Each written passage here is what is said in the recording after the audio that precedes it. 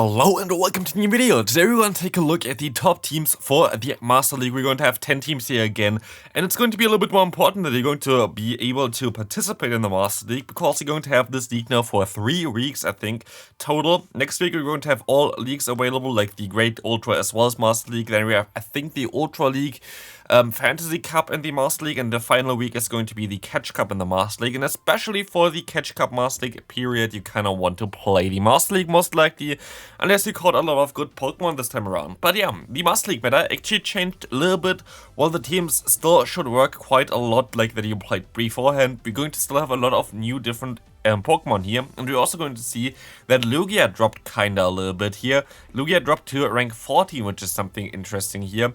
Before, Lugia I think was rank 1 from all the Pokemon, and now the new rank 1 is going to be Zygarde, as well as Xerneas got a better buff, as well as the Yveltal got a better buff, so Lugia kinda got nerfed, which is still making this Pokemon still one of the strongest Pokemon to use right now.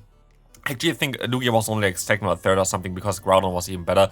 But yeah, definitely a little bit of a shift there, especially with the Zygarde complete form that, at least currently, I don't think it is even theoretically possible to have. You have to get like, you can maximum get 3 Zygarde cells per day, and I don't think this feature is out long enough for that yet. So that's going to be a little bit interesting. We're going to have a lot of new or buff Pokemon here. For example, Heatran is now definitely in there. Star was released before the last time, but it's also new this season. We have Hexorus in here with Breaking Swipe. We're going to have the Dragon Ascent variant of Rayquaza now, which you're definitely going to take a look on my channel as well, so subscribe if you haven't already. We're going to have Geomancy Xerneas, which I also have a 100% variant from London Go Fest, which is really nice, which I'm going to take a look at as well on this channel. But otherwise, you don't really see too many different Pokemon that are new, but definitely a little bit different this time around. First team here, you're going to have a no legendary team X1. A lot of teams that you're going to see here right now were already featured on my channel, or like on also different other top team videos for the Master League. Main reason for this is, like, while the meta shifted, the main standard team still going to function fairly well. This team looks a little bit worse on paper than it actually is. It is definitely way better than what you see here right now. Snorlax is super underrated. This Pokemon is able to, like, this is the thing with Snorlax, like the one shield scenario, or like this here, the equals 1-0 shield scenario might not look too good, but there are a lot of times where, for example, Superpower can bait out a shield. You can win the 2 shield scenario because of the lick damage plus body slam spam. Snorlax insanely underrated for the Open Master League. You always see me playing this Pokemon like once every season basically, and I always love playing with Snorlax. Very thick Pokemon, can take any kind of move in this meta right now. Still hits back hard with Stab, Body Slam. Very cool Pokemon, very nice. If you have one, definitely try it out. Dragonite here in the back is going to be better than the Pokemon that are actually on the right side on the screen, but of course you can use also like a Steel Double Dragon line, but Dragonite in the back is usually the best Pokemon to use for this team, just to be sure there. But I didn't want to put 2 times Dragonite basically on the screen right now, because it could be confusing, but otherwise there are some alternatives, as you can see here as well. But Dragonite is most likely currently the best legendary Pokemon to use in the Open Master League, but there's still a few other ones that are also decent. Next team here though is one of the teams that I also showcased before. Very strong team. It's basically the team that you would always want to build around Landorus. Landorus is a Pokemon that is weak to Kyogre. You won't have an answer for Kyogre in the lead. This is going to be your Dialga, which is very neutral. But Landorus itself is a very neutral Say-Swap that's going to be able to destroy a lot of Pokemon, and it's just going to pressure them fairly hard, especially if you're going to have some extra energy from being a Say-Swap with Mudshot. As Superpower and Stone Edge both are very hard hitting moves. You can even use Earthquake on this Pokemon, I think, or like, it is Earthquake or Bulldoze it has. I saw some people trying this out just to have a better matchup against Steel types in general, but this team basically is just trying to get out a Water type with Landorus as a Say-Swap, have Ho in the back sweeping. Very strong team, very decent one. Can definitely recommend you this team here. It's basically what you get when you try to build a team with a Landorus Say-Swap on PvPoke. You kind of want to get something that's weak for water in the back that you can bait out and then sweep endgame. It's a very good Say-Swap in this meta right now. Next team, team number 3, is going to be a no legendary times 2. They're going to be basically the first one, but reversed. We're going to have the Dragonite in the lead. We're going to have the Say-Swap of Excadrill and the Metagross in the back. You're going to see here right now as well, Metagross got a lot more, to it basically this time around, because you're going to have the Xerneas buff, which is going to be definitely a more common Pokemon. Especially as soon as it's going to be released in the, like, for everybody. Like for me right now, of course, I was able to do it because I was in London for the Go Fest. But for other people, it's going to be available soon as well. I think after Cresselia left, it's going to be in raid. So definitely expect this Pokemon to be very common, especially in like future weeks. So that's definitely going to be an interesting one to take a look at as well. So yeah, Metagross definitely going to be a good meta breaker right now. Otherwise, fairly simple. The right side is basically always the legendary option that you can use instead of it. But very simple team, very decent team. Next team here, we're going to have a rank 1 in the world team, which I also showcased before on my channel. You can check out the video if you haven't already. But here we're going to have the Dialga in the lead, the Saisorb of the Ho-Oh, trying to bait out some Pokemon, just trying to get some damage onto Pokemon, trying to get out some Dragon-type Pokemon mainly, and then sweep endgame with Kyogre. Kyogre is actually a very strong endgame sweeper here, as you're going to still do very nice damage with Surf, but also Origin Pulse is nice. You don't need Origin Pulse, Thunder and Blizzard also work out fairly well. Next team coming up, we're going to have Heatran here right now, a team that I also showcased before. I actually showcased the Lugia as a Saisorb and the Dragonite in the back, but again, here, same as before.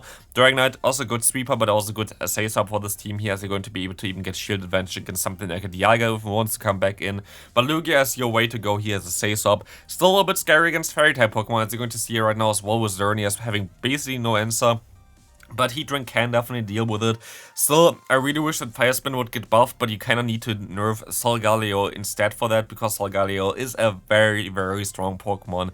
Very underrated. Just a lot of people don't really consider it too much, but like every time I play against Solgaleo, this Pokemon already is overpowered, so you would need to nerf it somehow in order to get a Fire Spin buff, and I really wish that we would get a Fire Spin buff. So, yeah, maybe someday, but you really need to nerf Solgaleo, which you're going to have on the second team here, or like on the next team here, which is going to be around the new boss in the game here, which is going to be the Zygarde.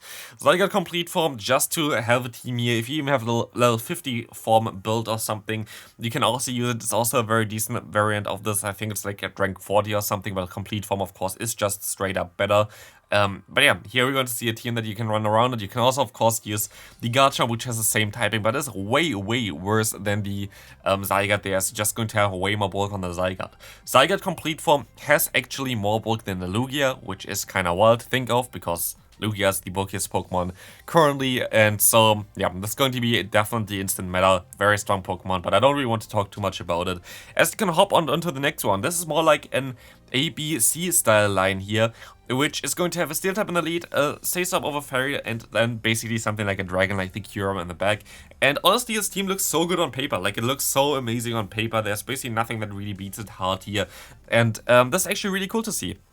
I think this should work out fairly well as well, here with either Xerneas or Zacian as a Saisorb for this team, but it kind of didn't want to go for only ABB style lines here, as you're going to have now. Also, the X and the Y possibility here of having Yveltal and the Xerneas together, so that might be very interesting, but definitely a solid team, definitely a solid choice. And we can move on to the team number 8, which is going to be a double fairy line. This is going to be one of the strongest lines that you can run right now, and I expect to see this line kinda often. Which means we're going to have here a lead of either the Giratinas or the Kyogre in the lead, as those going to be able to deal fairly well against something like a Groudon here, as you can see, but also just do some decent damage against the Ho-Oh, which would be the main issue for this team. That's why you run the Zacian as a Saisorb. You can even run Zacian as a Saisorb here without close combat if you want to. Here we have close combat Wild Charge. You need Wild Charge just to deal with Ho-Oh. That's basically the main reason for it. But also, of course, if you were going to get out something like a Lugia, it's kind of nice. But otherwise, we're going to have as a sweeper here in the end the Xerneas, which has no Geomancy. But if you don't have a Xerneas, you can still run the Togekiss, which has also Aurasphere, which might be very interesting for this current meta as well. So definitely a very strong team like this. I expect to see this way more often, as it's a very strong line right now. Next team coming up, neutral lead, great course. That's basically the main thing here. You kind of want to keep this lead in trying to win back Switch Drive, trying to get some kind of advantage in general. And then you're going to have the core of the Dialga and the Groudon in the back. But if you're going to encounter, for example, a Metagross lead, then you can still swap into the Dialga for some shields, but still have a core then of the Fairy plus the Ground Boy there, the Groudon there. And if you look at what kind of flying type Pokemon are around, which is the main issue for the Groudon, we're going to have Lugia, which is going to die to a fairy type Pokemon. We're going to have the Dragonite, which is going to die to a fairy type Pokemon, and also we're going to have the very famous what's called the very famous Yveltal, which is also going to die to a fairy type Pokemon. So you're basically going to be very safe with this team. Unless you're going to encounter Ho-Oh, and this is basically the only weakness for this team like this. Ho-Oh is really a weakness for this one. The rest kinda is something that you can deal with. But yeah, this definitely still should work out fairly well. Hole might be a little tricky. You could argue of going for something different in the back, but I feel like this is totally a decent line to use. Maybe even Kyogre would make sense in the back as well, to have like a decent core, but that's it for this one. We're going to move on to the final team for today, which is going to be a very fast one. It's going to be an OG team, but I kind of want to have something at least with the Mewtwo in the back there, or like in the lead, especially here, which is just something that a lot of people have. I think the Mewtwo build is, I think, the most common Master League Pokemon that people have. Was in raids so often, really, even at Shadow Raids recently, so a lot of people have their Mewtwo done. So this is a team that you can run around it, of course, purely legendaries, but this is basically the Master League for you. I hope you enjoyed this video. If you did, please leave a like and subscribe if you haven't already, and I'll see you in the next one. Bye bye.